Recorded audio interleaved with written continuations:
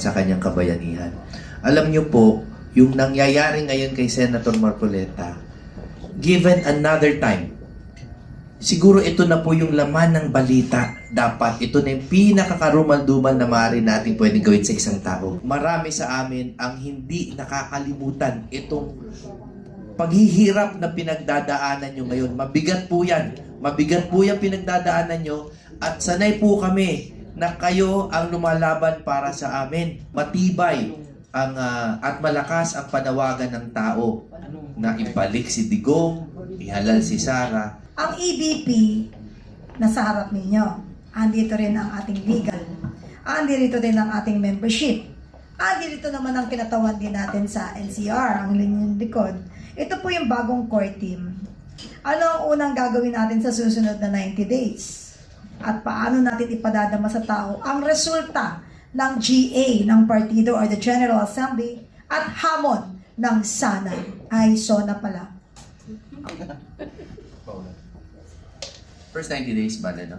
Priority projects. Ako, I would like to talk to the leadership about the constitution and the bylaws una sa lahat dahil we have to accept that the party is still on its way to institutional maturity. Not because hindi bago tayo, hindi naman to bago. Pero nagdaan talaga tayo sa maraming pagsubok, mga schism. And there are definitely some gaps in the bylaws and in the constitution. They're gaps. It's not errors, they are gaps. So, gusto kong patibayin kasi bilang abogado po, I really believe in the power of words, no? And the power of rules. Kasi kahit gaano po kasalbahe ang ibang tao, kapag merong rules, hirap na hirap po talaga silang baliin yan, no? So, kailangan linawin natin kung ano talaga yung mga election mechanisms natin, kung ano yung mga qualifications ng candidates, kung ano yung duties and responsibilities ng mga miyembro at ng mga halal. Gusto ko pong unahin yan within the 90 days. Matagal yan ha, yung pag-inspect ng Constitution bylaws. But palagay ko po, at the same time, in the first 90 days, pwede rin talagang tutukan ng membership. Bakit po? Again, tayo lang ang partido na ang chairman si Rodrigo Roa Duterte. Tayo lang yan. At habang matibay ang, at malakas ang panawagan ng tao na ibalik si Digong, ihalal si Sara, kailangan bigyan po natin sila ng easy access into the party. And madali pong gawin yan if we use modern technology. At kaya ako lagi nangungulit kay Ma'am Astra and she's very open na talagang pagtibayin natin yung membership mechanisms na. Yun, for the first 90 days, that's already a full plate. Very much, Attorney. Senator Alam mo, Marcoleta. Senator Marcoleta, ang inyo pong pinamalas na tunay na malasakit kahit hindi nagsasalita, kahit nasa kulungan, daman-dama po ng sambayan ng Pilipino at ito po hindi namin palalagpasin, hindi namin pababayaan ang handog ninyo sa bayan. Salamat po sa inyong pagmamahal. Bibisita po kami sa inyo. Oo, I think- Naging abala lang tayo sa assembly, no? Kaya tapos na yung assembly. No, but I think we should offer a formal message to Senator Marcoleta. Alam niyo po, hindi lang po bilang bagong halal na EVP ng PDP, ngunit bilang isa pong tao at mamamayan. Gusto ko lang po parating kay Senator Marcoleta yung taus-puso kong pasasalamat sa kanyang kabayanihan. Alam niyo po, yung nangyayari ngayon kay Senator Marcoleta, given another time, siguro ito na po yung laman ng balita. Dapat ito na yung pinakakarumal-dumal na maaari natin pwedeng gawin sa isang tao. Ngunit sa dami po ng kabaluktutan na nangyayari sa ating pamahalaan ngayon, halos hindi na pag-uusapan.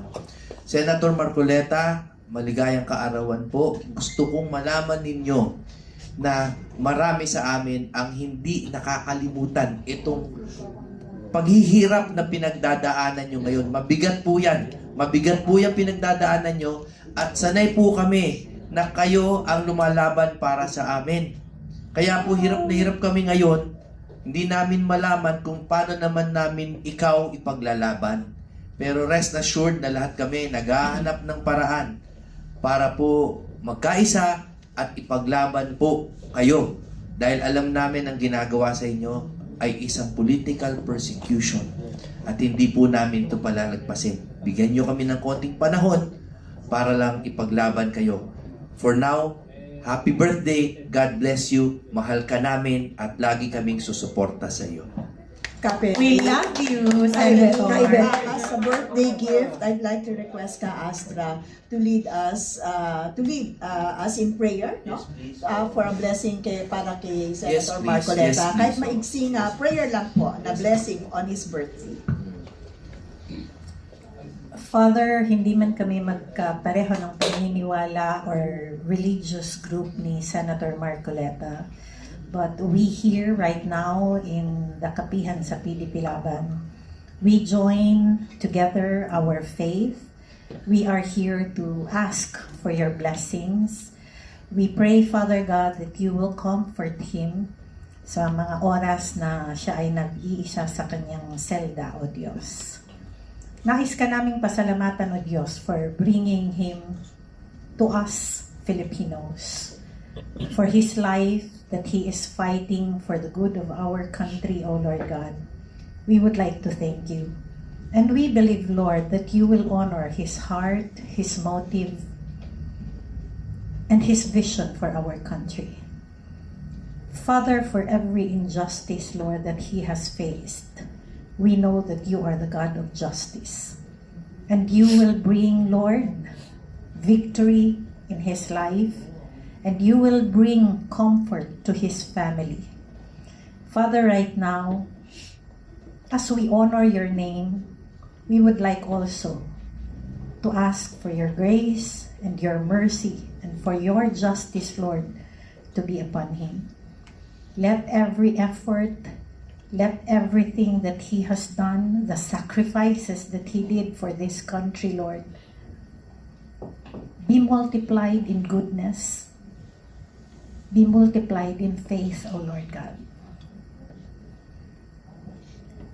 Father, we pray for his freedom, O Lord God, because we believe, Lord, that he has a lot of things to do for our country that he cannot do while he is still in the cell. So Lord, right now, we declare blessings upon his life. We declare freedom. We declare justice, O Lord God. And for every person, O Lord God, who thought evil against him, let it be returned to them, O Lord God. Because you know, O Lord, the motives of every heart. And you have said, O Lord God, that it is according to the motives of the heart of men that you will judge us. And so right now, we declare, Lord, freedom, and we declare, Father God, na very soon makakasama namin siyang muli. Makakapagsalita siya at magpaglalaban niya ang kinabukasan ng bansang Pilipinas. Thank you. We pray and give honor to the name of Jesus. Amen. Amen.